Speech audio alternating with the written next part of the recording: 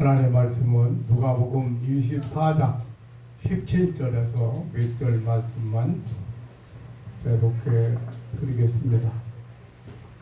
예수께서 이르시되 너희가 길 가면서 서로 주고받고 하는 이야기가 무엇이냐 하시니 두 사람이 슬픈 빛을 띠고 머물러 서더라. 그 한 사람인 글로바라 하는 자가 대답하여 가로되 당신이 예루살렘에 오고 하면서 근일 거기서 된 일을 홀로 알지 못하느뇨? 가라사대 무슨 일이뇨? 가로되 나사렛 예수의 일이니 그는 하나님과 모든 백성 앞에서 말과 일에 능하신 선지자연을 우리 대제사장들과 관원들이 사형 판결에 넘겨주어 십자가에 못 박았느니라. 우리는 이 사람이 이스라엘을 구속할 자라고 바라노라. 이뿐 아니라 이 일이 된 지가 사흘째요. 또한 우리 중에 어떤 여자들이 우리로 놀라게 하였으니 이는 저희가 새벽에 무덤에 갔다가 그의 시체는 보지 못하고 와서 그가 살아섰다 하는 천사들의 나타남을 보았다 함이라. 또 우리와 함께한 자 중에 두 사람이 무덤에 가 과연 여자들의 말한 바와 같음을 보았으나 예수는 보지 못하였느라 하거늘 가라사대 미련하고 선지자들의 말한 모든 것을 마음에 더디 믿는 자들이여 그리스도가 이런 고난을 받고 자기의 영광에 들어가야 할 것이 아니냐 하시고 이에 모세와 모든 선지자의 글로 시작하여 모든 성경에 쓴 바 자기에 관한 것을 자세히 설명하시니라. 27절 말씀까지 계속해 드렸습니다.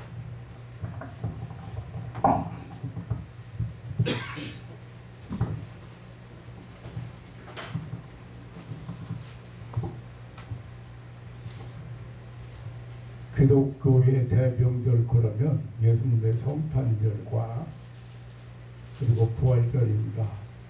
옛날에 우리 어렸을 때는 부활절 잔치를 했습니다.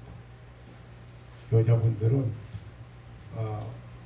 모두 하얀 한복으로 입고 남자들도 이렇게 한복을 입고 모여서 그날 잔치를 했는데 요즘 부활주일은 그런 잔치는 별로 보이지 않고 연합으로 부활절 예배를 많은 교회가 모여서 드리는 경우를 많이 봅니다. 이 부활절 아침에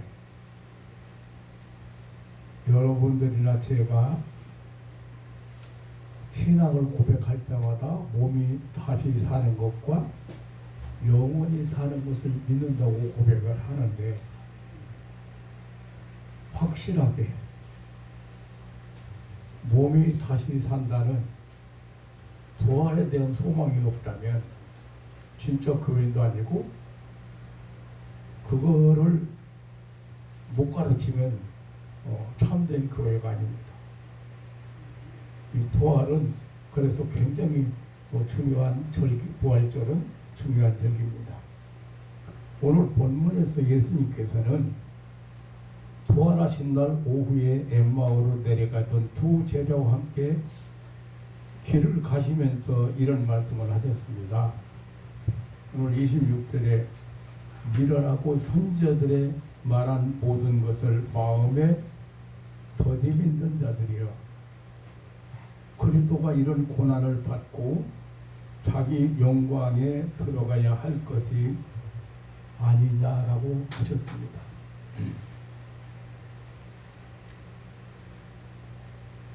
지금 몇 절 우리가 보셨잖아요.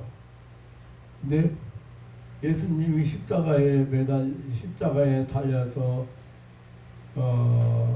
운명하시는 것을 보고 제자들이 실망을 하고 엠마오라고 하는 곳으로 내려가고 있었습니다.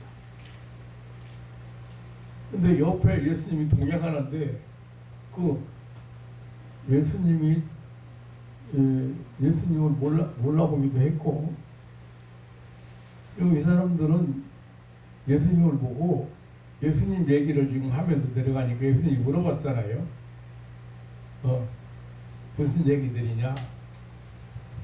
근데 당신은 예루살렘에 있었으면서 일어난 사건에 대해서 모르는가? 그 능하신 분이, 우리 선생님이 능하신 분인데 그분이 이스라엘을 구원할 자인 줄 알았는데 허무하게 십자가에 죽었다. 그뿐만 아니라 무덤에 갔다가 예수님이, 천사들이 예수님이 살아났다는 말만 듣고 온 여자들을 만나고, 또 사슬인가 확인하러 갔던 제자들도 빈무덤을 보고 왔다는 그런 얘기를 하면서도 예수님의 부활을, 예수님이 평소에도 여러 차례 내가 3일 만에 다시 살아난다는, 성전을 헐면 3일 만에 다시 짓는다는 여러 가지 비유로 말씀을 하셨는데, 이 제자들이 지금 부활을 믿지 않고, 그리고 옆에 따라오는 분이, 뒤에 따라오는 분이 예수님이도 모르고 자기들끼리 실망하면서 낙심하면서 엠마오로 내려가고 있었습니다. 예수님께서 오늘 본문 26절에 미련하고 선지자들의 말한 모든 것을 마음에 더디 믿는 자들이야. 그래도가 이런 고난을 받고 자기 영광에 들어가야 할 것이 아니야라고, 예수님의 부활을 영광으로 들어가는 길이라 그렇게 말씀을 하셨습니다. 예수 그리스도의 영광은 십자가의 죽음과 부활과 직결하고 있다는 말씀이죠. 또 예수 그리스도의 죽음과 부활은 전 구약 예언의 핵심이라는 말씀도 하신 것입니다. 오늘 부활절 아침에 부활의 영광이라는 제목으로 말씀을 드리려고 합니다. 26절에 그리스도가 이런 고난을 받고라고 했습니다. 자기 영광에 들어가기 위해서 이런 큰 고난, 십자가의 죽음, 그 죽음을 거쳐야 된다. 예수님의 십자가의 고난, 곧 죽음은 죄에 대한 하나님의 저주요, 하나님의 진노요, 심판이기 때문에 철저하게 하나님의 공의 앞에 버림당하는 고난이었습니다. 그것은 인류가 범한 죄값이었기 때문에 육체적 고통을 훨씬 뛰어넘는 고통, 말로 표현할 수 없는 고통이었습니다. 인간의 죽음의 고통을 훨씬 뛰어넘는 고통이었습니다. 그럼에도 예수님은 이러한 자신의 죽음을 영광이라고 하였습니다. 12절, 요한복음 12장 23절로 24절에 보면 인자의 영광을 받을 때가 왔도다. 내가 진실로 너희에게 이르노니 한 알의 밀이 땅에 떨어져 죽지 아니하면 한 알 그대로 있고 죽으면 많은 열매를 맺느니라고 하셨습니다. 이렇게 예수님은 자신이 감당할 십자가의 죽음을 가리켜서 인자가 영광을 받을 때라고 말씀을 하셨습니다. 왜 예수님의 십자가의 죽음이 영광이 되는가? 지난주일에 말씀드렸듯이 예수님은 만왕의 왕으로서의 죽음이요, 예수님의 죽음은 만왕의 왕으로서의 죽음이요, 많은 사람의 대속의 죽음이기 때문입니다. 마가복음 10장 45절에 인자에 온 것은 섬김을 받으려 함이 아니라 도리어 섬기려 하고 자기 목숨을 많은 사람의 대속물로 주려 함이라고 했습니다. 대속물이라는 것은 노예나 포로를 석방시키기 위해서 지불하는 몸값, 이 속전을 말합니다. 여기 꼭 우리가 또 기억해야 될 것은 많은 사람의 대속물이라 있잖아요. 많은 사람의 대속물로 주려고 오셨다. 좀 의미심장한 말입니다. 마태복음 1장 21절에 보면 자기 백성의 죄를 담당하기 위해서 오셨다고 그랬죠. 자기 백성. 또 요한복음 10장 1절은 세상에 있는 자기 사람들이라는 표현을 썼고, 히브리서 2장 16절에는 아브라함의 자손. 그래서 이 성경은 참 오묘하고 그리고 확실하게 봐야 됩니다. 모든 사람이라고 표현했거나 모든 종류의 사람이라고 하지 않고 모든 인류가 아닌 많은 사람의 죄값을 지불하는 죽음이었습니다. 아무나의 죄값을 치른 것이 아니고 불신자의 죄값을 지불하신 것이 아니고 불택자의 죄값을 지불하신 것이 아니고 하나님의 사람들의 죄값을 지불한 것입니다. 이사야서 53장 3절로 6절에 선지자 이사야는 예수님의 고난을 예언하기를 그는 멸시를 받아서 사람에게 실어버린 바 되었으며 간고를 많이 겪었으며 질고를 아는 자라고 했습니다. 그는 실로 우리의 질고를 지고 우리의 슬픔을 당하였거니와 하겠습니다.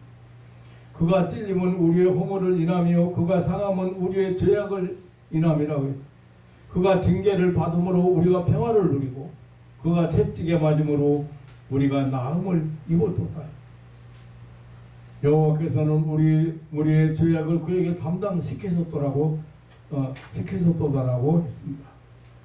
아무 죄가 없으신 예수 그리스도께서 죽으심으로 우리의 대속물이 되었다는 이 놀라운 사실이 십자가의 영광의 본질인 것입니다.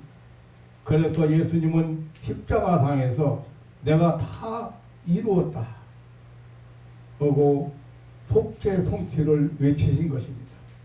그리고 큰 소리로 아버지여 내 영혼을 아버지 손에 부탁하여라고 말씀하신 후에 운명하셨습니다.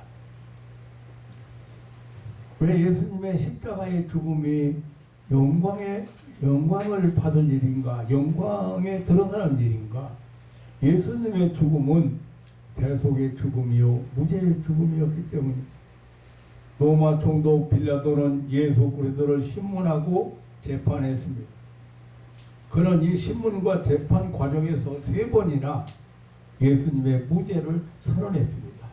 요한복음 18장 38절에 보면 유대인들에게 나와서 이르되 나는 그에게서 아무 죄도 찾지 못하였노라고 했습니다. 요한복음 19장 4절에 보면 빌라도가 다시 밖에 나가 말하되 보라 이 사람을 데리고 너희에게 나오나니 이는 내가 그에게서 아무 죄도 찾지 못한 것을 너희로 알게 함이로라고 했습니다. 요한복음 19장 6절에는 대제사장도 하속들이 예수를 보고 소리질러 가로되 십자가에 못 박게 하소서 십자가에 못 박게 하소서 하는지라 빌라도가 가로되 너희가 친히 데려다가 십자가에 못 박으라. 나는 그에게서 죄를 찾지 못하노라고 했습니다. 예수님의 죽음은 이렇게 무죄의 죽음이었습니다. 예수님의 죽음은 범죄자의 죽음이 아니었습니다. 범죄자의 죽음은 영광이 될 수가 없습니다. 그것은 자신과 가문에 부끄럽고 수치스러운 일입니다. 그러나 예수님의 십자가의 죽음은 무죄의 죽음이요 많은 사람의 대속의 죽음이었기 때문에 영광스러운 죽음이 되는 것입니다. 요한일서 3장 5절에 그가 우리 죄를 없이 하려고 나타나신 바 된 것을 너희가 아나니 그에게는 죄가 없느니라고 했습니다. 고린도후서 5장 21절에 하나님이 죄를 알지도 못하신 자로 우리를 대선하여 죄를 삼으신 것은 우리로 하여금 저희 안에서 하나님의 의가 되게 하려 하심이라고 했습니다. 베드로전서 2장 24절에 친히 나무에 달려 그 몸으로 우리 죄를 담당하셨으니 이는 우리로 죄에 대해 죽고 죄에 대하여 죽고 의에 대하여 살게 하려 하심이라고 했습니다. 무죄하신 예수님께서 죽으사 우리의 대속물이 되셨다는 여기에 그 영광의 본질이 있는 것입니다. 이제 예수님은 무덤에서 다시 살아나셨습니다. 이 놀라운 부활의 사실은 최고의 영광이 아닐 수가 없습니다. 누가복음 24장 26절에서 예수님은 그리스도가 이런 고난을 받고 자기의 영광에 들어가야 할 것이 아니냐라고 하셨습니다. 예수님은 유대록으로 니산월 14일 마태복음 27장 45절로 46절을 보면 예수님이 십자가에 달리신 것이 제3시라 있거든요. 우리나라 시간하고 6시간 차이예요.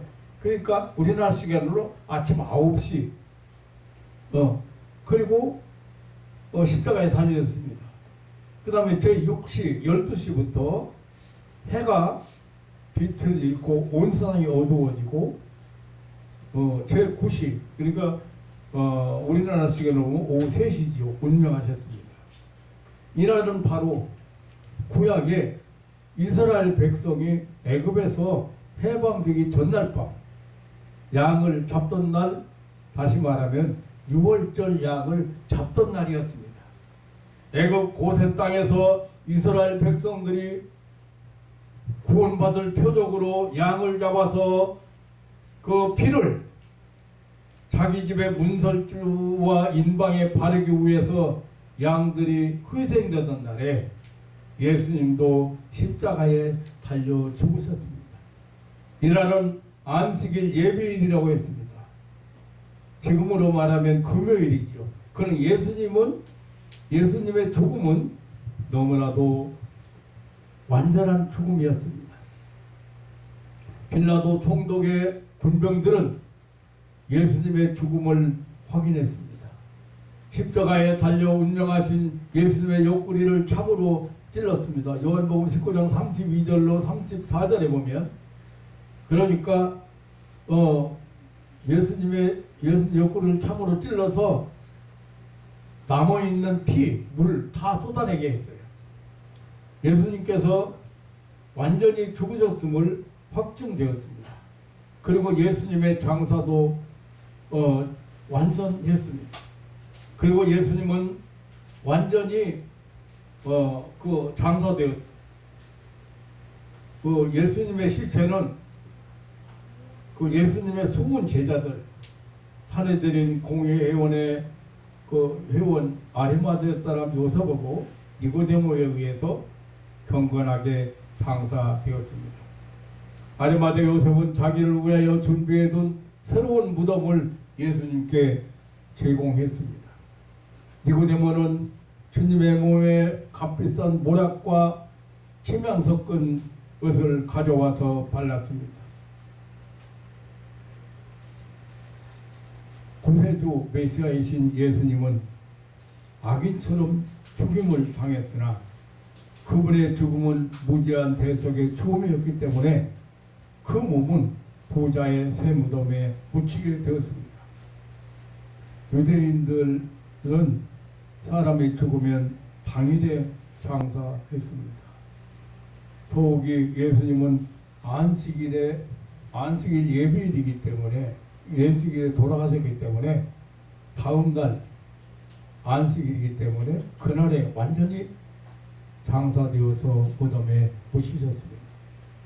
우리가 고백하는 사도신경에는 본디오 빌라도에게 고난을 받으사 십자가에 못 박혀 죽으시고 장사한 지 사흘 만에 살아나셨다고 이렇게 되었잖아요. 본디오 빌라도가요 3번이나 죄가 없다고 했잖아요. 그랬으면 방면했어야 돼. 저 방면했어야 돼. 그런데 나는 죄를 찾지 못했다. 이 사람에게서 아무리 죄를 찾아봐도 죄가 없다. 그렇게만 하고 결국에는 사형 집행에 내어주고 말았습니다.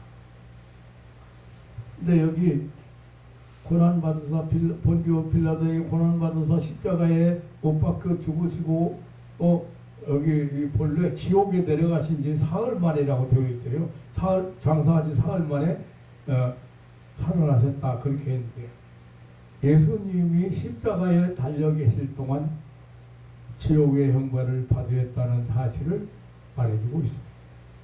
중요한 것은 예수님께서 우리가 받을 형벌을 대신하여 완전히 죽으시고 장사되었다는 사실입니다. 그리고 예수님은 완전히 다시 사셨다는 사실입니다. 예수님은 안식구 첫날 다시 살아나셨습니다. 부활하신 예수님은 여러 차례 기록상으로만도 11차례 살아나신 후에 보이신 것을 볼 수가 있습니다.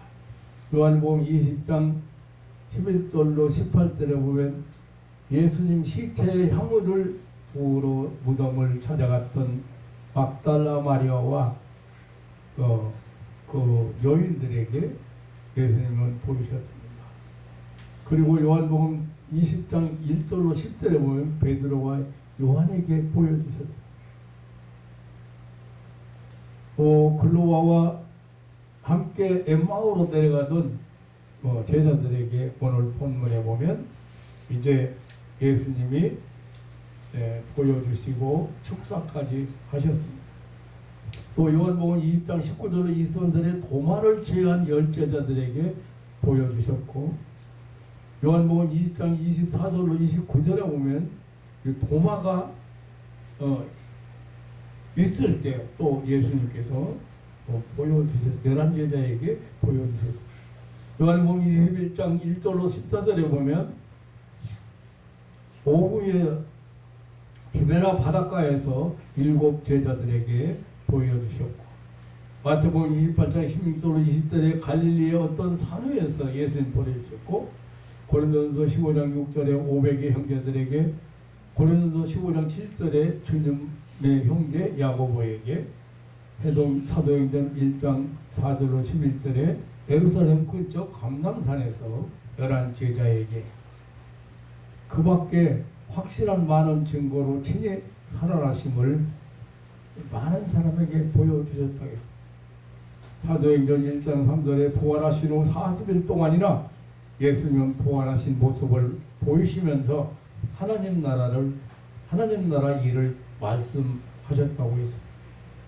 무덤에서 다시 살아난 예수님의 부활, 이 부활의 모습은 실로 영광스러웠습니다. 이 예수님의 부활은 지금까지 인류가 잘못 알고 있던 죽음에 대해서, 영생에 대해서, 내세에 대해서 확실하고 새로운 사실을 알려주셨습니다. 예수 그리스도의 부활은 인류의 육신인 원수인 죽음, 죄, 율법을 패배시킨 사건이고 이 부활은 사단 마귀의 머리가 깨지고 밟힌 사건, 완전히 굴복시키고 그리고 패배시킨 사건입니다. 인류를 최고로 고통스럽게 괴롭히는 사단 마귀의 그 오략, 견고한 무기이며 속임수가 드러난 사건이고 우리 인류에게 새 소망을 주는 사건이고 영생과 내세의 보증이 된 된 것입니다. 사람이 죽으면 그 육체가 썩고 티끌로 돌아가는 것이지 어떻게 몸이 다시 산다는 말인가? 고린도 교인들도 부활을 믿지 못했습니다. 부활은 없다고 단언했습니다. 그래서 사도 바울은 고린도서 15장의 부활에 대해서 확실하게 증거했습니다. 사도 바울은 몸의 부활을 증거했습니다. 부활은 영으로만 부활하는 것이 아닙니다. 부활은 단순히 영적 부활이 아닙니다. 몸이 다시 살아나는 것입니다. 그런데 그 몸은 썩지 아니할 것으로 다시 살고 신령하고 기이한 몸으로 변화가 되는 것입니다. 먹고 마시기도 하지만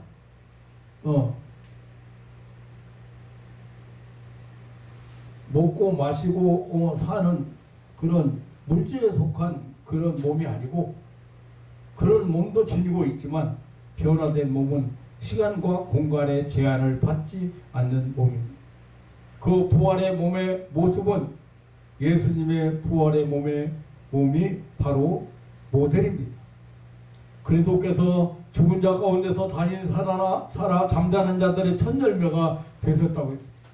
부활하신 예수님의 몸은 분명 제자들이 알아볼 수도 있고 눈으로 볼 수도 있고 만져볼 수도 있는 그런 몸이었습니다. 제자들이 있는 곳에 찾아오신 주님의 몸은 닫혀진 문으로 들어오신 몸이었습니다.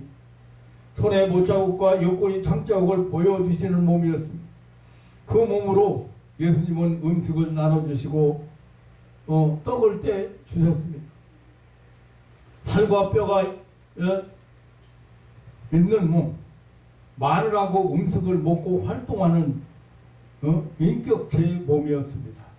의심하던 도마에게 예수님은 옆구리를 만져보고 그리고 손에 못자국을 만져보라고까지 하셨습니다.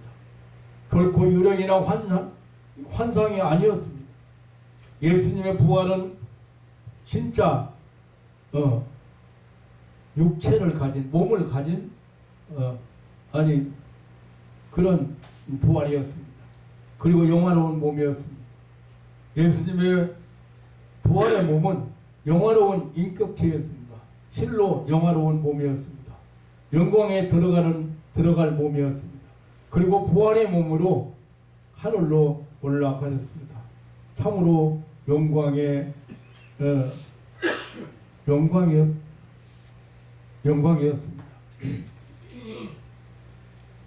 이렇게 예수님은 부활하심으로 부활의 영광 중에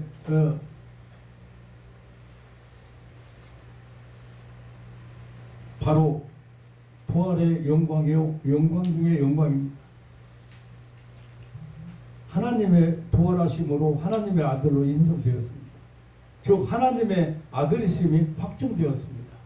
로마서 1장 4절에 성경의 영어로는 죽은 자 가운데서 부활하여 능력으로 하나님의 아들로 인정되셨으니 곧 우리 주 예수 그리스도 신이라고 했습니다. 예수님의 탄생이 그리고 예수님의 봉사의 삶이 수많은 병자를 치료하시고 천국을 전파하신 그 삶이 그리고 십자가의 죽으심이 하나님의 아들임을 보여주신 것이었습니다만 예수님의 부활은 하나님의 아들임을 입증한 최후의 확증이었습니다. 또 예수님의 부활의 사실은 죄사함 받은 죄사함을 믿는 우리 성도들이 이제 죄인이 아니라 의인이라는 사실을 입증했습니다. 다시 말하면 성도의 칭의의 근거가 된 것입니다. 만일 죄의 문제가 아직 남아있다면 예수님은 아직도 무덤 속에 죽음 아래 있어야 합니다. 그런데 부활하신 사실은 죄값이 완물되었다는 확실한 근거가 되는 것입니다. 로마서 4장 25절에 예수를 우리 범죄함을 위하여 내어줌이 되고 또한 우리를 의롭다 하심을 위하여 살아나셨느니라 했습니다. 이렇게 예수 그리스도께서 무덤에서 다시 사심으로 하나님의 아들로 확증됐을 뿐 아니라 죄인된 우리도 의인되었다는 근거가 되고 하나님의 자녀가 되는 근거가 된다는 사실입니다. 또 한 가지 우리가 중요한 사실은 예수 그리스도의 부활은 우리도 다시 살아 영원히 산다는 근거가 되었다는 것입니다. 육체의 부활에 대해서 신령한 몸에 대해서 영생에 대해서 미래 소망의 확실한 근거가 된 것입니다. 고린도서 15장 20절에 그러나 이제 그리스도께서 죽은 자 가운데서 다시 살아 잠자는 자들의 첫 열매가 되셨다고 했습니다. 예수님의 부활은 죽음이 인생의 마지막 종착이 아니라는 약속을 입증하셨습니다. 죽음에 대한 승리를 실제로 입증했습니다. 사람이 죽은 다음에 다시 산다고 하는 부활을 입증했습니다. 인간이 죽음으로 끝나는 것이 아니라 영생한다는 사실을 입증한 것입니다. 사단 마귀는 역사 이래 이 죽음 문제로 인류를 기만했습니다. 얼마나 괴롭혔습니까? 감쪽같이 속였습니다. 죽음의 고통, 죽음의 공포, 죽음의 허물을 가지고 인간들을 괴롭혔습니다. 속였습니다. 죽음이 모든 것의 끝이라고 속였습니다. 죽음 후에는 아무것도 모른다고 속였습니다. 그래서 세상이 전부인 것처럼 세상 것을 최고로 여기며 살게 했습니다. 삶의 가치를 모르고 살게 했습니다. 죄악 속에 살게 했습니다. 자살하게 했습니다. 이제 예수 그리스도의 부활로 인하여 이 사단 마귀의 허구성이 백일하에 드러났습니다. 죽음이 끝이 아닙니다. 죽음 후에 부활이 있고 심판이 있습니다. 죽음이 끝이 아닙니다. 내세가 있고 지상의 삶, 이 세상 삶이 반영되고 연결되고 관계가 된다는 사실입니다. 이제 예수를 믿는 성도들은 적어도 영원한 생명을 소유한 자들임을 분명히 알아야 합니다. 사망이 감히 얻지 못하는, 아니 사망을 호령할 수 있는 생명의 소유자들임을 분명히 알고 믿어야 합니다.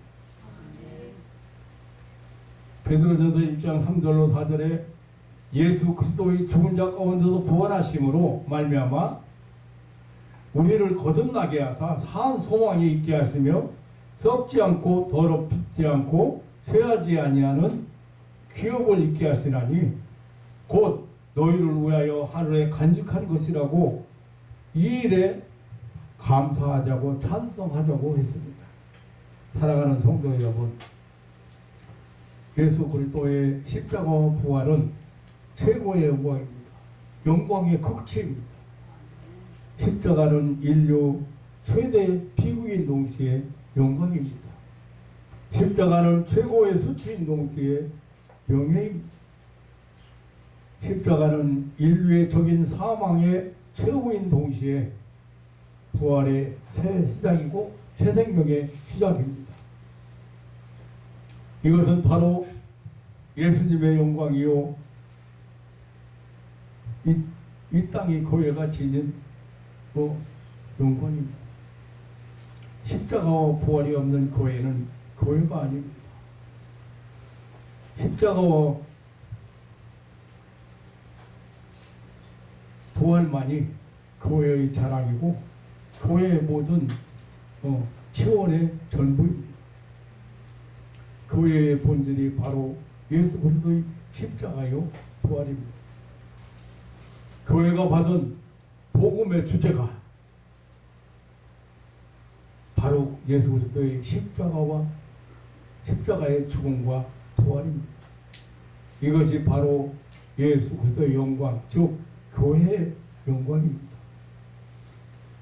십자가를 통한 부활의 영광을 소유한 우리 성도들은 구원받은 우리 성도들은 이 부활의 영광을 소유한 자들입니다. 하나님 나라로 통하는 길은 오직 예수의 십자가와 예수님의 부활입니다.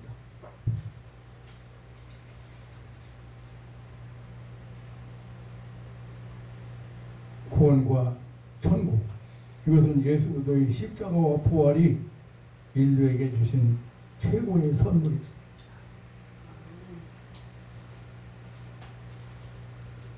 지금 이 부활절을 맞아서 러시아의 푸틴 대통령이 휴전을 선포했어요.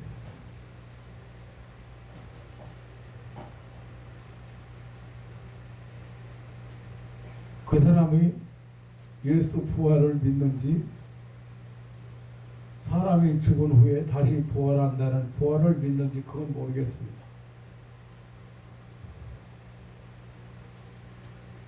그러나 부활절을 맞이해서 휴전하자.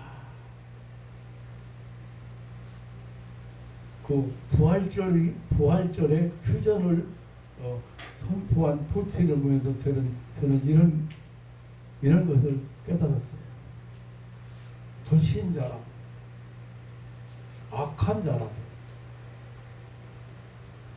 예수님의 부활절을 인정하고 있다. 근데 아까도 말씀드렸지만 이 엄청난 명절에,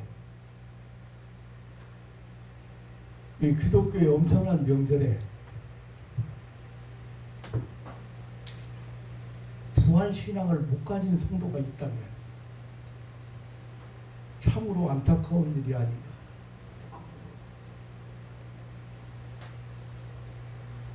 우리는 금년에도 새로운 봄을 우리는 맞이했습니다.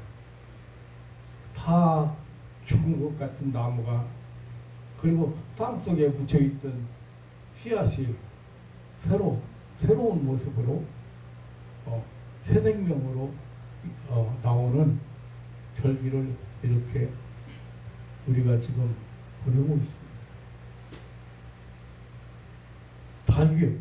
닭이 알을 품고 21일이 지나면 병아리로 그거는 부화가 된다고. 전혀 움직이지도 못하고 겉으로 봤을 때는 생명체가 아닌 것 같은데 커서 그것이 병아리로 새 생명체로 다른 모습으로 태어나서 그걸 부활하고 합니다. 오늘 부활절을 너무 가볍게 성도들이 좀 보내는 거 아닌가, 그런 생각을 제가 해봤습니다. 그렇다고 막 굉장한 축제를 이렇게 열어야만 되는 것은 물론 아니죠. 하지만 성탄절보다 못지않은 그 앤드루 모레인가 그 사람은요 이런 말을 했어요. 예수님이 두 번 태어나셨다. 베들레헴에서 태어났을 때는 연약한 생명으로 태어나셨고, 두 번째 무덤에서 잠자는 자들의 첫열매로 태어났을 때는 하늘의 영광 속에서 하나님 보좌에서 태어나셨다라고 예수님의 부활의 영광을 표현했습니다. 죽음은 끝이 아니에요. 마귀가 우리 인간들을 이 죽음의 공포라든가 죽음의 허무라든가 죽음 후에 아무것도 없다는 이런 것으로 속여서 인간들을 이 세상에다만 소망을 두고 살게 만들었습니다.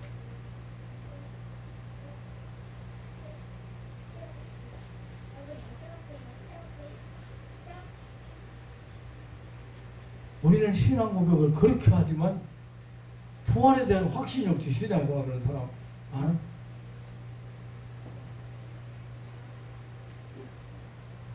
죄를 사해 주신 것과 몸이 다시 사는 것과 영원히 사는 것을 믿습니다. 이렇게 고백을 하면서도 오늘 부활절 아침에 사랑하는 성도 여러분, 무엇보다 이 부활의 소망이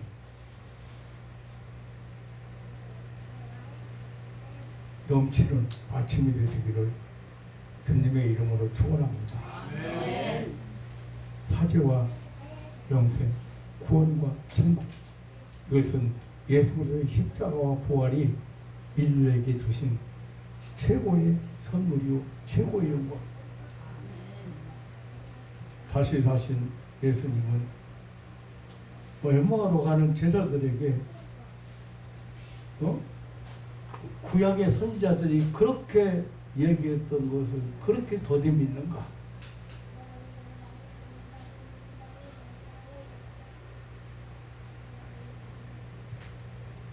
그게 인간인 것 같아요. 구약의 선지자들의 주요 최고로 모든 선지자들의 최고의 외침이 예수님의 고난과 부활했는데, 네. 사랑하는 성도 여러분, 이 부활의 소망으로 가득하고 삶이 새로워지시기를 다시 한번 주님의 이름으로 축원합니다. 이 순서가 있어서 제가 빨리빨리 진행하겠습니다. 기도하겠습니다. 하나님 아버지, 몸이 다시 살고 영원히 산다는 이 믿음의 고백을 하면서도 부활에 대한 확신이 없이 세상을 살아가는 신앙인들이 많은 것 같습니다. 부활절을 보내면서 이 신앙인들에게 부활의 소망이 넘치게 하시고 영생의 소망으로 세상을 살아갈 수 있는 그런 믿음으로 축복해 주옵소서. 3일 만에 부활하셔서 우리에게 부활의 첫 열매가 되셔서 우리가 죽는 것이 끝이 아니고 죽은 후에 부활이 있다는 것을 입증해 주신 우리 구주 예수님의 이름으로